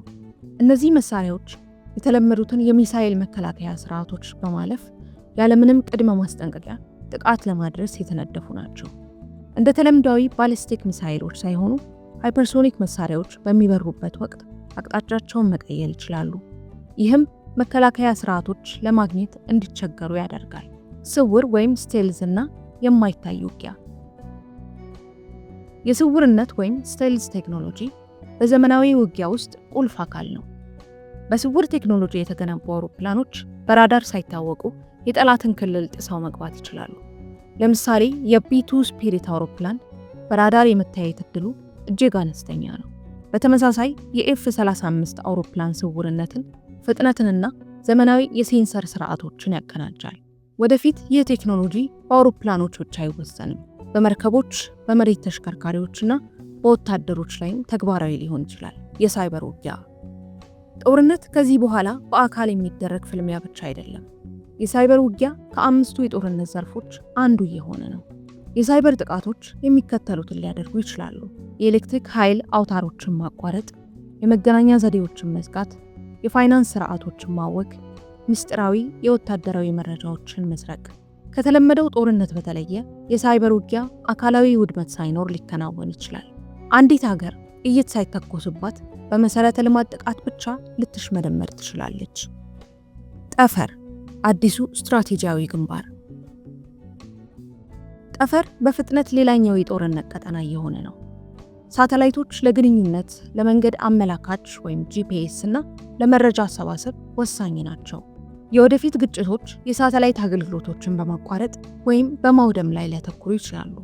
የሳተላይት መከላከያና ጥቃት መሳሪያዎች አሁን ላይ እየበለጸጉ ይገኛሉ። ሮቦቲክስ እና የምድር ውጊያ ስርዓቶች። በምድር ላይ የሰው ወታደሮችን የሚደግፉ ወይም የሚተኩ የሮቦት ስርዓቶች እየተገነቡ ነው። እነዚህም ሰው አልባ የምድር ላይ ተሽከርካሪዎችን ወይም አንማንድ ግራውንድ ቬሂክልስ ያካትታሉ። እነዚህ ማሽኖች ቦምብ በማክሸፍ በስለላና በሎጂስቲክስ ዘርፍ ላይ ይሳተፋሉ። ወደፊት ሰው ሊቋቋማቸው በማይችላቸው ከባድ የአየር ሁኔታዎችና አደገኛ ቦታዎች ላይ እነዚህ ሮቦቶች ይሰማራሉ። የኤሌክትሮኒክስ ውጊያና የሲግናል ቁጥጥር። ይህ የጠላትን የግንኙነት መረብ፣ ራዳርና ሴንሰሮችን ማወክን ወይም መቆጣጠርን ያካትታል። የኤሌክትሮማግኔቲክ ስፔክትረምን መቆጣጠር እንደ ምድር፣ ባህር ወይም የአየር ቁጥጥር ሁሉ እጅግ አስፈላጊ የሆነ መጥቷል። በኔትወርክ ላይ የተመሰረተ ወይም ኔትወርክ ሴንትሪክ የሆነ ውጊያ። የወደፊቱ ጦርነት ይበልጥ በኔትወርክ የተሳሰረ ይሆናል። ሁሉም ወታደራዊ ክፍሎች እርስ በርሳቸው መረጃን በቅጽበት ይለዋወጣሉ። ይህ ውሳኔዎችን በፍጥነት ለማሳለፍ ቢረዳም ኔትወርኩ ከተቋረጠ ግን አጠቃላይ ስርዓቱን አደጋ ላይ ሊጥል ይችላል። ጦርነት ይበልጥ አውቶሜትድ ሲሆን የሥነ ምግባር አሳሳቢነት ይጨምራል። ማሽኖች በሰው ላይ ጥቃት እንዲሰነዝሩ መፈቀድ አለበት? ስህተት ቢፈጠር ተጠያቂው ማን ነው? እነዚህን ጥያቄዎች መንግስታትና ዓለም አቀፍ ተቋማት ምላሽ ሊሰጡባቸው ይገባል። የጦርነት ቴክኖሎጂዎች የሚመነጩት ከመንግስታት ብቻ አይደለም። የግል የቴክኖሎጂ ኩባንያዎች በኤአይ፣ ሮቦቲክስ እና በሳይበር ደህንነት ላይ ያደረጉት ያለው ፈጠራ ለመከላከያ ዘርፉ ወሳኝ እየሆነ መጥቷል። የወደፊቱን የጦር ሜዳ ስናስብ ታዲያ ትላልቅ የሰው ወታደር ሰራዊቶች የሉም። በሰማይ ላይ በብዛት የሚበሩ የድሮን መንጋዎች፣ መረጃዎችን በቅጽበት የሚተነትኑ የኤአይ ስርዓቶች፣ በምድር ላይ የሚንቀሳቀሱ ሮቦቶች፣ በጀርባ የሚከናወኑ የሳይበር ጥቃቶች፣ ሁሉንም ነገር ከላይ ሆኖ የሚያስተባብሩ ሳተላይቶችን እንመለከት ይሆናል። የሰው ወታደሮች ሊኖሩ ቢችሉም ሚናቸው ግን ፊት ለፊት መዋጋት ሳይሆን በስትራቴጂ መምራትና መቆጣጠር ይሆናል።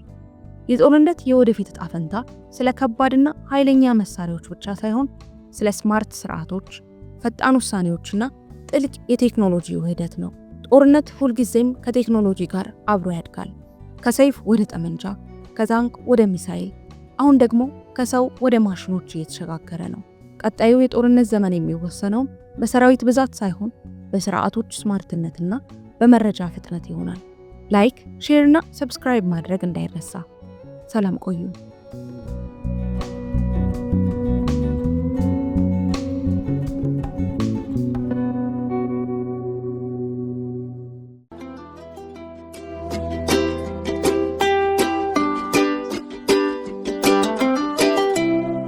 ተመልሰን መጣን። አድማጮቻችን ሰዋሰው ቀምሻን ነው እያደመጣችሁ የምትገኙት። በተርታ ኤፍኤም 97.6 ላይ እንገኛለን። ሰዓቱ ደግሞ የድንቃ ድንቅ ነው። ድንቃ ድንቅ ፕሮግራማችንን ወደ እናንተ እናደርስና እናጠቃልላለን። አሹዬ ለዛሬ ምን ይዘናል? ለዛሬ ጉዳይ እንኳን እኔም እውነት ይሁን አይሁን በቃ ግራ የገባኝ እንደው ያስገረመኝ ጉዳይ ነው። ወደ ሀገረ ህንድ ነው የምንሄደው። ሬሳ ጭኖ ሲሄድ የነበረው አምቡላንስ በድንገት ጉድጓድ ውስጥ ይገባል። በዛ አደጋ ምክንያት የሞተችዋ ሴትዮ ተነሳች። ጉድጓድ ገብቶ መኪናውም አብሮ ተቀበረ ጉድጓድ ውስጥ። ሴትዮዋ የመነሳት ሁኔታ ነው የሚገርም ነው እንዳላት የተሰማው። ነገሩ እንዲህ ነው እንግዲህ በህንድ ኡታር ፕራዴሽ ግዛት ውስጥ ነው ይህ ጉዳይ የተፈጠረው። የሕክምና ባለሙያዎችን ሳይቀር ነው ይህ ጉዳይ አፋቸውን ያስያዛል። በዶክተሮች እንግዲህ ሙሉ ለሙሉ አንጎሏም ልቧም ስራ አቁሟል ተብላ የነበረች የ50 ዓመት ሴት ናት። ቤተሰቦቿ ጋር ለቀብር እንዲመች በአምቡላንሱ ሬሷ እየሄደ በነበረበት ሰዓት ነው አምቡላንሱ ትልቅ ጉድጓድ ውስጥ ይገባል። በነበረው ከፍተኛ መንገጫገጭና ይሄ አደጋ ሲፈጠር ያሉት ኢንሲደንቶች በዛ ምክንያት እንግዲህ ወደ ህይወቷ ተመልሳለች የተባለው ይቺ የ50 ዓመት ሴት እንግዲህ በፍርድ ቤት የምትሰራ ግለሰብ ናት። ታዲያ በአንድ ቀን በቤት ውስጥ እየሰራች በነበረችበት ሰዓት ላይ በድንገት ራሷን ስታ ትወርቃለች። አካባቢ ላይ ያሉ ሰዎችም ወዲያውኑ ወደ አቅራቢያ ወደሚገኝ ሆስፒታል ይወስዷታል። ሁኔታው ከባድ ስለነበር እንግዲህ ለሌላ ሕክምናም ደግሞ በድጋሚ ሪፈር ተጽፋ ደግሞ ወደ ሌላ ወደ ባርሊ ወደ ተባለ ቦታ ትወስዳለች። የተለያዩ ከፍተኛ የሕክምና ርብርብ ቢደረግላትም እንግዲህ ተስፋ አስቆራጭ ነበር። አንጎሏ ምንም አይነት ምላሽ መስጠት አቆመ። ከፍተኛ የሆነ የልብ ምትም የላትም። ስለዚህ ከዚህ በኋላ የመትረፍ ተስፋ የላትም በማለትም ነው ለባሏ እንግዲህ የተነገሩት። ቤተሰቡም እጅግ በጣም በሀዘን ተሞልቶ የዚህን የቀብር ስነስርዓት ዝግጅት ይጀምራል። ታዲያም አስክሬኗን ወደ ቤት ይዞ ለመመለስ አምቡላንስ ይመደባል፣ ያሳፍራታል። ከዛ በኋላ ነው እንግዲህ አስገራሚ ጉዳይ የተፈጠረው። ታዲያ የአምቡላንስ ወደ ባርሊ ሃርዲዋር አውራጃ በሚሄድበት ጊዜ አንዲት መንደር እየተቃረበ ሳለ ነው በድንገት አንድ ትልቅ ጉድጓድ ውስጥ በኃይል ተወርውሮ ይገባል። በዚህ ጊዜ የተፈጠረው ከፍተኛ መንገጫገጭ፣ የመኪናው መላጋት ያልታሰበ ታምርን ይፈጥራል። ታዲያ ይቺ ሴት ከፍተኛ የሆነ አደጋው ተከትሎ ሲንገጫገጭ በድንገት ትንፋሿ የመመለስ ሁኔታውን ዶክተሮች ይመለከታሉ። ከዛም ያረጋግጣሉም ጭምር። እዚያም በዶክተር አማካኝነት በአስቸኳይ ሕክምና መኪና ውስጥ ፈርስት ኤድ እንደሚባለው ይደረግላታል። እንደ ዶክተሮቹም ራሷን ልትስት የቻለችውም ሳታውቀው መርዛማ በሆነ ነፍሳት ወይንም ደግሞ በእባብ ተነድፋ ሊሆን እንደሚችልም ግምታቸውንም አስቀምጠዋል። በዚህ መሰረትም እንግዲህ ሕክምናው የዚህ የጸረ መርዙን የሚያወጡበት መድኃኒትንም ለማንኛውም ብለው ከሰጧት በኋላ በሕክምና ሲከታተሏት ከቆዩ በኋላ ከ13 ቀን የጽኑ ህሙማን መከታተል በኋላ ሙሉ በሙሉ አገግማ ወደ ቤቷ የተመለሰችበት ሁኔታ አለ። ይህች ሴት እንግዲህ አሁን ወደ ቤተሰቦቿ ተቀላቅላ በሰላም እየኖረች እንደምትገኝ ነው የተሰሙትና የህንድ የተበላሹ መንገዶች በተደጋጋሚ ለሞት ምክንያት ሲሆኑ የሚታወቅ ቢሆንም አሁን ግን እንደዚህ አይነት አስገራሚ አጋጣሚዎችን ጉድጓዱ መኖሩ ለአንዲት እናት ከሞት ወደ ህይወት መልሷታል በማለት ከፍተኛ መነጋገር የነበረ ጉዳይ ነው። የሚገርም ነው በጣም እንደዚህ አይነት አጋጣሚዎች ተአምር ነው እኮ አይደለም የሚመስለው። እንደዚህ አይነት አጋጣሚ ብዙ ጊዜ እንደዚህ አይነት ስቶሪዎችን ራሱ ከዚህ ጋር ኤግዛክትሊ ተመሳሳይ ባይሆኑ እንኳን በልጅነታቸው እንደዚህ ጭንቅላታቸው ተመቶ ከዛ ጂኒየስ ሆኑ ምናምን የሚባል የሆነ የአይምሯቸው ክፍል አክቲቬት ሆነ ምናምን ሲባል ሰምተህ አታውቅም? እንደዛ ይመስላል ይሄ ራሱ የሆነች ፑሽ ያረጋት በተናለች ማለት ነው። በጣም በቃ መጥቶ ነው ወደኩኝ በቃ ሸዳውን ነው ያደረገው ያንተ።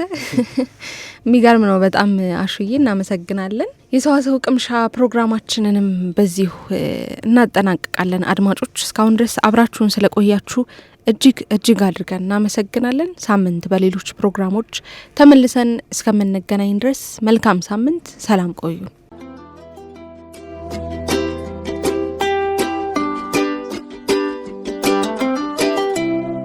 ሰዋሰው ቅምሻ ከሰዋሰው መተግበሪያና ዩቱብ ቻናል የተገኙ ቁም ነገሮች የሚቀርቡበት ሰዋሰው ቅምሻ ሰዋሰው ቅምሻ ዘወትር እሁድ በዚህ ሰዓት